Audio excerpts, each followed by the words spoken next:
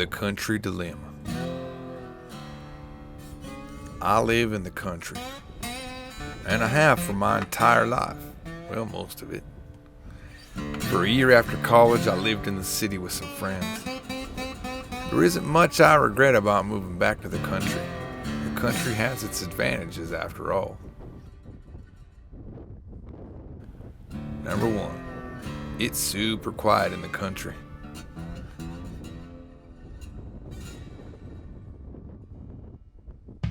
I've never heard a distant siren or random gunshot like I did in the city. The one time I did hear a gunshot, it was just a bag of tools falling off the shelf built in the grain barn by my Uncle John when I was still running around naked with my cousins. In the country, you don't need a fancy gym to keep up your fitness. I got plenty of exercise for free when I walk the path leading from my house towards the interstate to catch the bus on a supply run.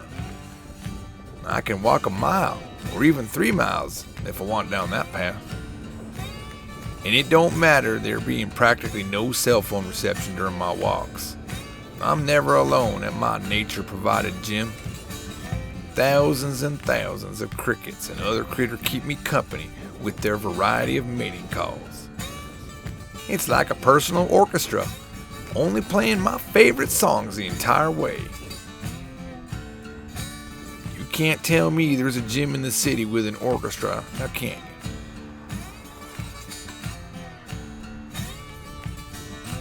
Another thing you city folk miss out on is the sea of glittering diamonds I gaze upon when I look up into the dark night sky. Heck, I can see more stars of 1 inch of sky than the entire sky in the city. The stars of the Milky Way are so plentiful. When my relatives visit from the city for our yearly family reunion, at least one of them thinks there are clouds in them skies. When really, it's just the stars of the Milky Way that they forgot even exist because the light of the city blinds their view of them.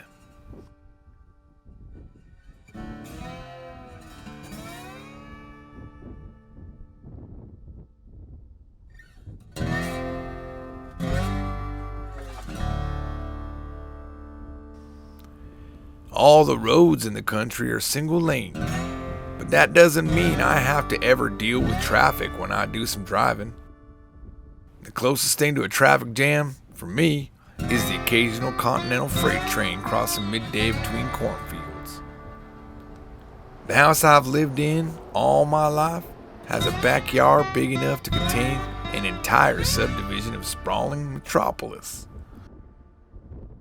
And it's true, I don't have a fancy pool in my backyard, but I do have an entire lake. And that lake is filled with some of the tastiest walleye and trout. Certainly tastier than anything offered in a seafood restaurant in the city.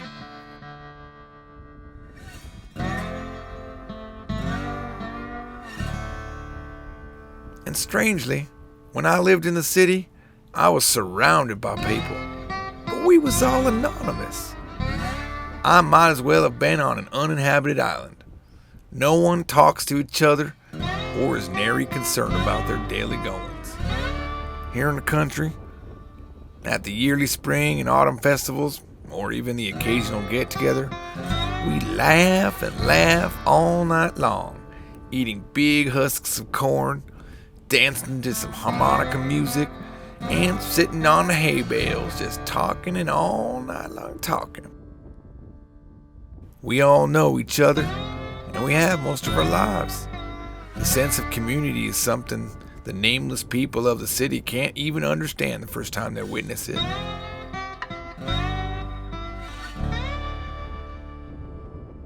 But nonetheless, there is a dilemma. It troubles me here in the country. You see, I like to work late. I've always been a night owl.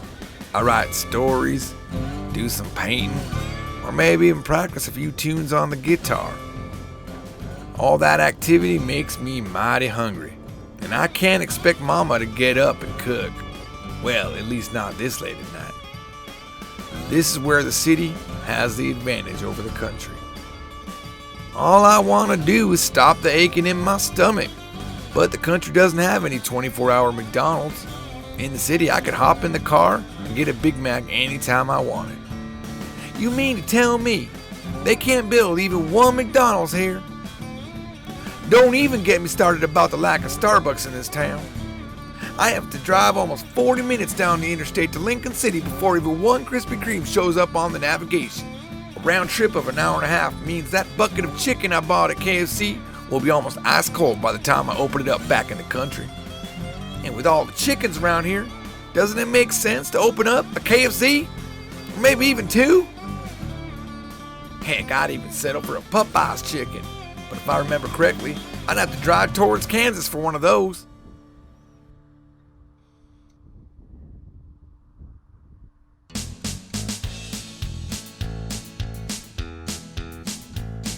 It seems so silly that I have to risk my life on the interstate for a simple Taco Bell burrito supreme. It's true when I say I love living in the country. But they say the way to a man's heart is through his stomach. And my stomach needs a lot of loving right now. Heck, I love the churros from El Pollo Loco more than I love any of my first cousins. So why not build one here in the country? Is that too much to ask, country? You do so many things better than the city, but you can't have a Burger King or an Arby's? Now I've up and done it. I done got my stomach up and growling. But I'd have to drive as far as Des Moines to get a beef and cheddar. The only drive-thru we have here in the country is in the... Yeah, I'm so hungry, I can't even come up with a simple metaphor for a drive-thru. I'd drive to get a footlong at Subway right now if I could.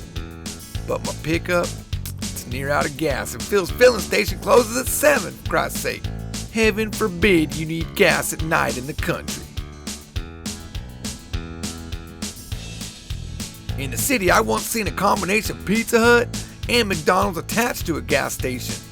Imagine that. All my needs provided in one location. I wonder if I could make it to the city if I drive economically. I bet I could. Well, to sum up my story, I love the country.